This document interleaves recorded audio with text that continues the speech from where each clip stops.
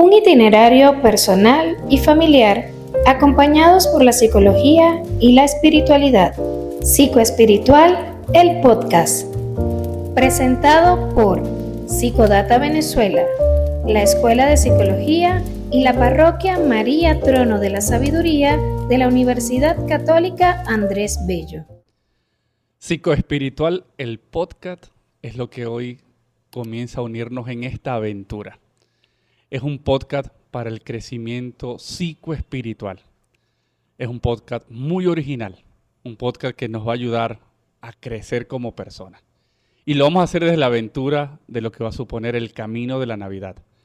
Y por eso va a estar acompañándome el padre Aníbal Lorca, experto en Biblia, teólogo, y que nos va a permitir cómo podernos adentrar desde el contexto bíblico a ese crecimiento psicológico y espiritual.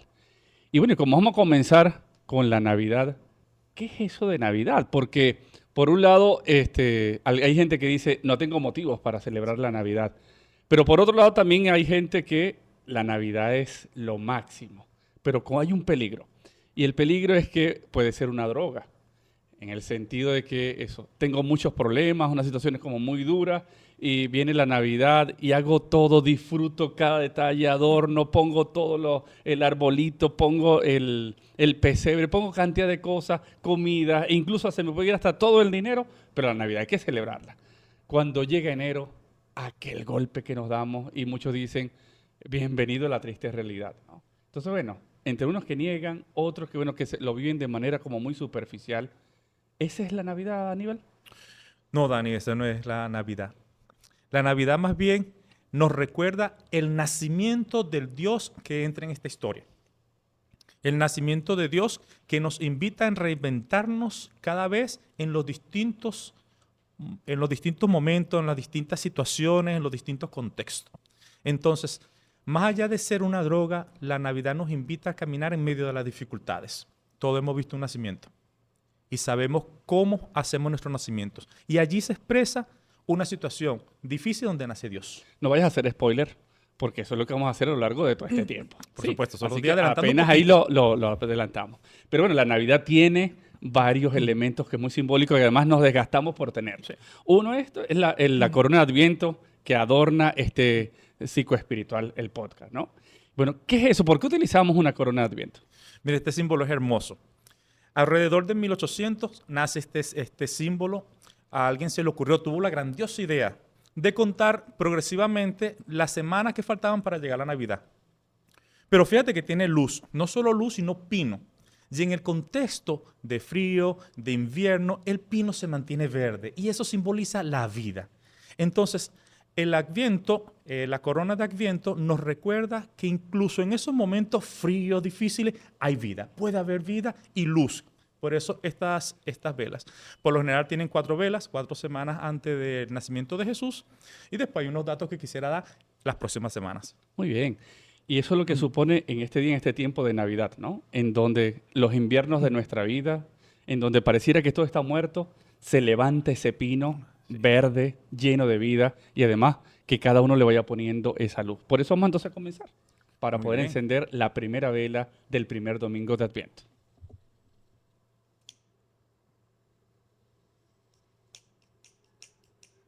Estamos en vivo, entonces bueno, aquí en la vela, como siempre hay dificultades en el día a día, hay que seguir insistiendo, porque si a la primera no funciona, a la segunda, a la tercera tenemos que hacer, y esto es parte del recorrido de Navidad. Parte del recorrido. Pero hay un instrumento que es fuente, que es vida, que es el que nos mantiene y que es el que nos va a conducir a lo largo de todo este psicopodcast espiritual. Y es lo que yo considero, Aníbal, algunos dirán que es un disparate lo que voy a decir. Para mí el mejor libro de autoayuda, el mejor, y además que lo tenemos por todos lados y a veces no lo entendemos, es la Biblia. Tú eres experto en eso. Y vamos a ver por qué es el mejor libro de autoayuda. Porque no es que va a hablar de cualquier cosa, sino que ahí esconde mucha sabiduría. Entonces, para eso, esto es lo que nos va a guiar a lo largo de cada semana. Vamos entonces a hacer la lectura que corresponde de la Biblia, la lectura del Evangelio que corresponde para este domingo primero de Adviento. Muy bien. Vamos entonces a leerlo.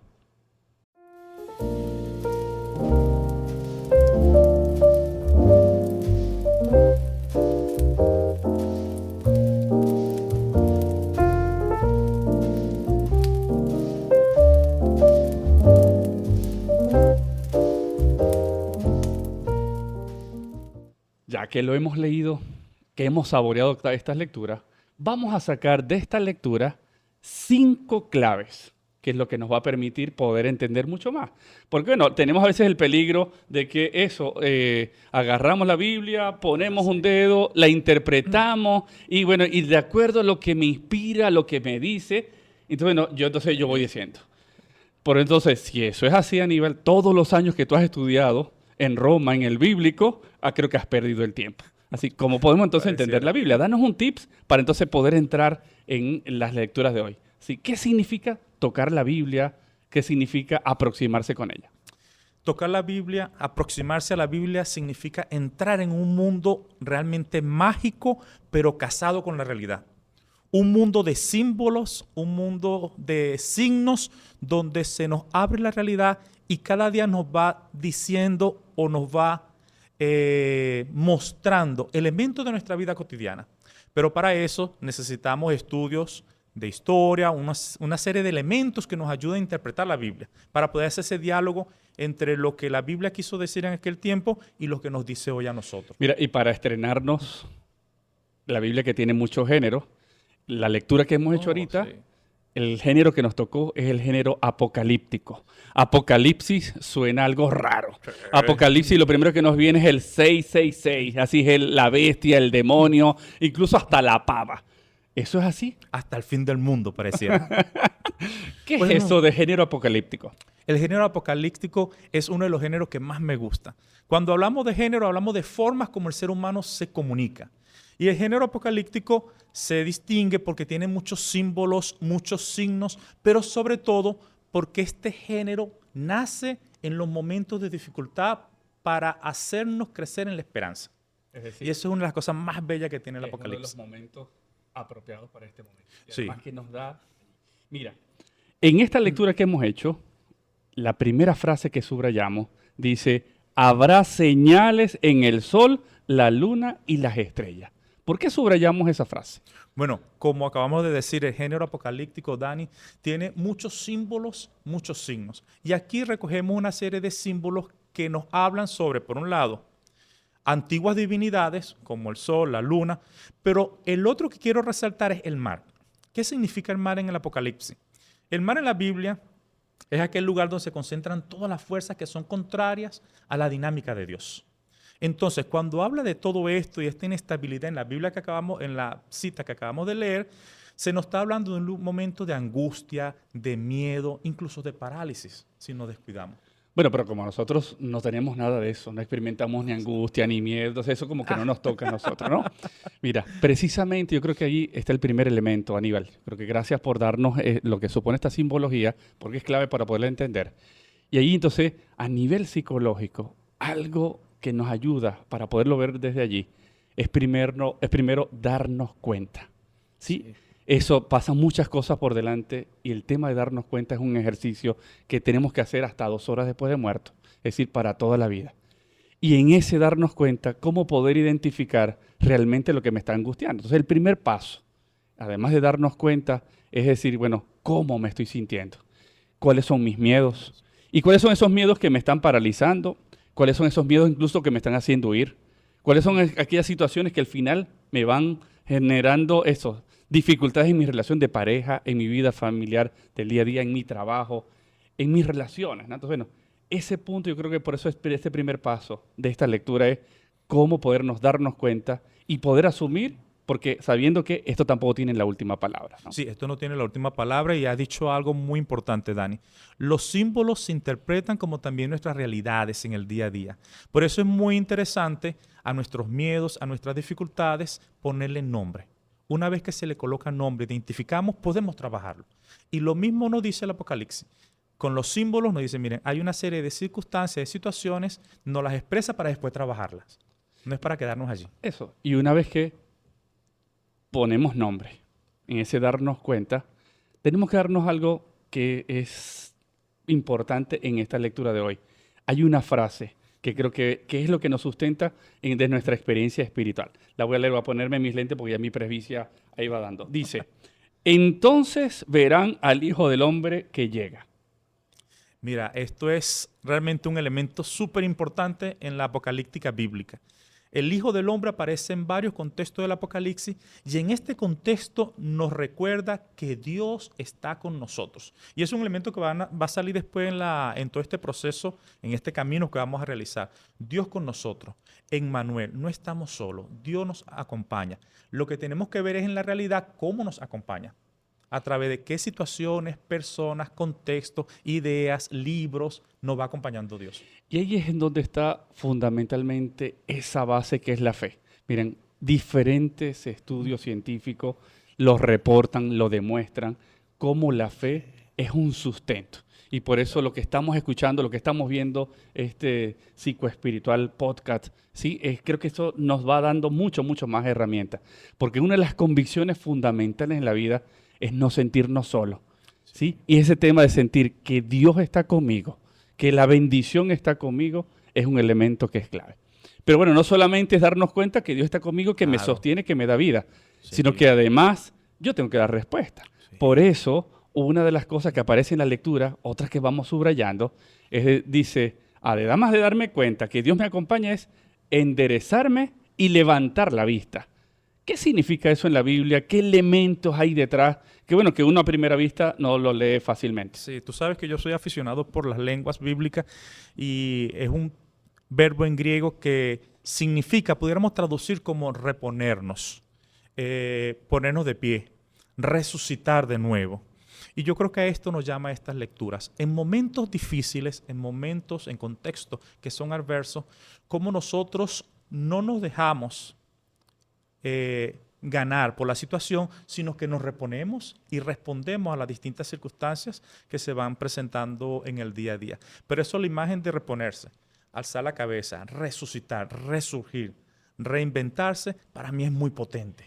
Y aquí, bueno, una de las cosas es, si yo tengo los recursos necesarios para poderme reponer, levantar la vista, bueno, ¿cómo poder? Y además la idea es poder ser creativo, y eso es lo que incluso en psicología llamamos ese tema de la resiliencia, ¿sí? Ponernos creativos y, bueno, cómo poder adaptarnos ante la adversidad, ¿sí? Pero por otro lado, ¿sí? Si yo no puedo, la necesidad de buscar ayuda, ese acompañamiento psicológico, ese acompañamiento espiritual, que es fundamental para poder abrir camino.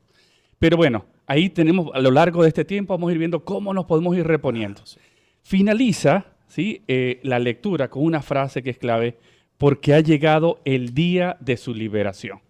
¿Qué significa eso desde el tema también bíblico? Bueno, los judíos esperaban un momento de vida buena, de vida plena, en todos los sentidos, incluso en el sentido económico, político, etc. Y en algún momento el autor del Apocalipsis comienza a ver que eso se va dando, pero en medio, envuelto en la realidad. Entonces, llegar el día de la liberación es llega el día de la vida buena para quien está en un contexto de dificultad. Ahora bien, fíjate, una cosa que es muy interesante. Da la impresión que cuando estamos en momentos difíciles, nos cuesta pensar en esto. Que mientras estamos viviendo momentos de dificultad, podemos ir viendo al mismo tiempo el día de la liberación. Sin embargo, hay una imagen que a mí nos gusta, que es la imagen de José y María en un contexto muy difícil, en un contexto adverso incluso para María, para lo que significaba en aquel tiempo a una mujer decir sí en las circunstancias en las que después veremos en las otras semanas, y aún así, en medio de la pobreza, en medio de un lugar donde jamás hubiésemos esperado que un rey naciera, allí ellos deciden continuar la historia a pesar de las dificultades. No sé qué opinas tú de esa imagen. Sí, yo creo que ninguna mujer quisiera que su hijo naciera en una cochinera, ¿sí? Y bueno, lo que va a suponer cómo reponerse, cómo alzar la vista precisamente de María y de José, que el signo es poner ese pañal blanco y por encima ponerse la vida. Pero ahí, incluso en María, bueno, es el hijo que nace y todo lo que supone. Pero a veces también, Aníbal, ahí en la vida, en el día a día, en que a veces no vemos los frutos. Entonces, ¿qué significa también experimentar la liberación cuando no veamos frutos, ¿no? Ese es un punto que es muy crítico porque somos muy inmediatistas. Sí. Yo quiero ver y yo quiero luchar un poco para poder ver frutos. Pero cuando no veo frutos, ¿qué hago, no? Sí, allí es significativo lo siguiente. A pesar de todas las circunstancias que pudiéramos vivir, nosotros podemos pensar en el paso del testimonio. Es decir, yo estoy en un contexto, viviendo un contexto gracias a que otros soñaron este momento. gracias a que otros lograron dieron lo suyo, aun cuando no vean los frutos. Nosotros podemos también tener como horizonte el luchar y el seguir trabajando aun cuando no vemos los frutos, porque los frutos son como el horizonte en algunos momentos. Él se mueve con respecto o es directamente proporcional al modo como nosotros nos vamos moviendo. De todas maneras, nos va a quedar con los siguientes Claro que sí. episodios. Vamos a ir viendo cómo podemos seguir viviendo, seguir disfrutando la vida, aun cuando incluso nos veamos los frutos inmediatos. Por eso, para mí es algo que es ley de vida. Yo prefiero entregarle a mis hijos, aquí luchó, en vez de entregarle, aquí se rindió. Por eso, vamos entonces a cerrar este capítulo, a cerrar este episodio con esta oración que aquí vamos a disfrutar, vamos a saborearla, porque ahí nos va a dar más motivo para seguir luchando, para seguir viviendo. Que Dios nos siga bendiciendo.